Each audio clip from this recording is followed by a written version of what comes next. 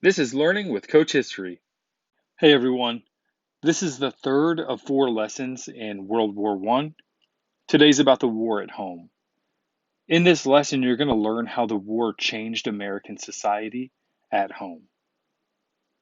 The key terms and people: War Industries Board, Bernard M. Burrich, Committee on Public Information, Propaganda, George Creel, the Espionage and Sedition Acts, and the Great Migration. Winning the war was not just a job for American soldiers alone. For example, the U.S. needed the help of industry. The economy had to change from making consumer goods to making weapons and war supplies. Congress gave President Wilson direct control over much of the economy. He had the power to fix prices and to regulate war-related industries. Wilson created the War Industries Board and named Bernard M. Burrich to run it. This agency helped boost industrial production by 20%. It did this by encouraging companies to use mass production techniques to increase productivity. It also encouraged companies to standardize products as a way to eliminate waste. In addition, it set production quotas and allocated raw materials, or decided how they would be used. Not only that, it placed restrictions only at the wholesale level, which allowed retail prices to soar. This caused corporate profits to rise dramatically. Other federal agencies also regulated the economy for the war effort. The Railroad Administration controlled the nation's railroads.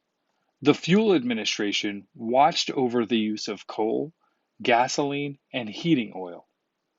Many Americans were willing to adopt gasless Sundays and lightless nights to conserve fuel.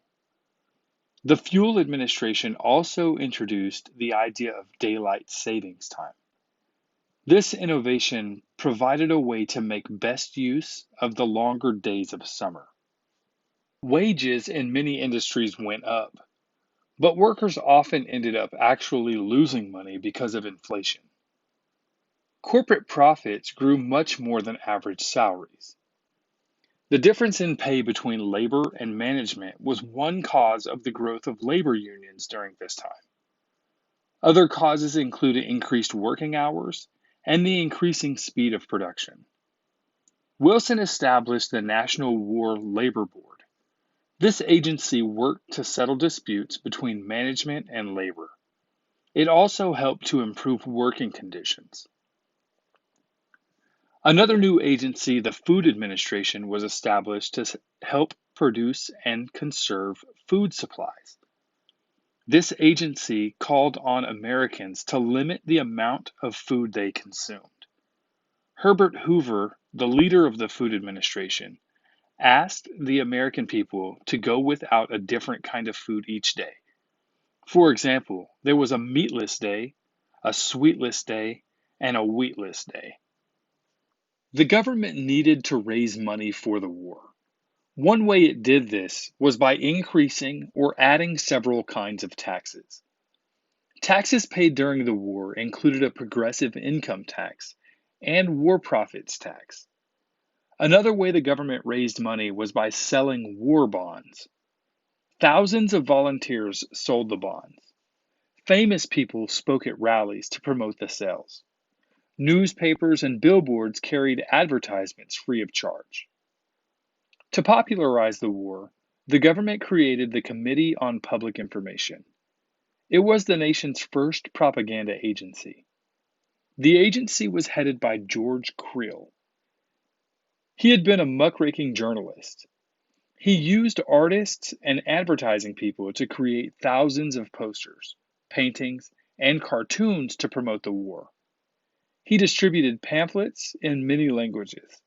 He also recruited about 75,000 men to act as 4-minute men. Their job was to talk about the war effort, topics including the draft, rationing, bond drives, and victory gardens. The government did whatever it could to gain support for the war. The war brought out anti-immigrant feelings. Immigrants from Germany were often targeted for attack. Americans with German-sounding names lost their jobs. Orchestras refused to play German music. Some towns with German names changed them. Some Americans even committed physical violence against German Americans. Congress passed the Espionage and Sedition Acts to punish people who did not support the war effort. People could not interfere with the draft or obstruct the sale of war bonds. They could not even speak against the war effort. These laws violated the spirit of the First Amendment, which guarantees freedom of speech. The laws led to more than 20,000 prosecutions and about 1,000 convictions for anti-war activities.